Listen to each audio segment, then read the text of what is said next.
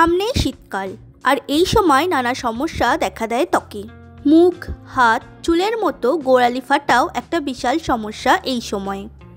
আবার শীতকাল মানেই উৎসবের মরশুম, তাই সাজগোজও হয় খুব। কিন্তু সব কিছু ঠিকঠাক থাকলেও ফাটা গোড়ালি নিয়ে কোথাও যেতে কি ভালো লাগে? তাই আজকে আপনাদের বলবো এমন কিছু সিক্রেট টিপস যেগুলো মানলে গোড়ালি হবে মাখনের মতো নরম আর মসৃণ। শীতের সময়ে পায়ের ত্বক শুষ্ক হয় এবং শক্ত হয়ে যায়, যার ফলে পায়ের গোড়ালিতে ফাটল ধরে। এই কারণে পায়ে ব্যথা হয়, হাঁটা চলায় অসুবিধা হয়। তবে নির্দিষ্ট নিয়ম মেনে চললে এবং কিছু ঘরোয়া পদ্ধতি অবলম্বন করলে এর থেকেও প্রতিকার পাওয়া যায়। প্রথমে রাতে ঘুমানোর আগে পা কুসুম কুসুম গরম জলে ধুয়ে পরিষ্কার করে নিতে হবে।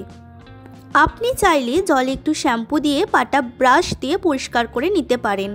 গরম জলে পা ধোয়ার কারণে পায়ের পাতার ব্যথা থেকেও আপনি আরাম পাবেন। শীতকালে ত্বক নরম রাখতে আপনারা যেমন ময়েশ্চারাইজার ব্যবহার করেন, সেরকম গোড়ালিকে ময়েশ্চারাইজিং রাখতেও লাগান নারকেল তেল কিংবা সরিষার তেল।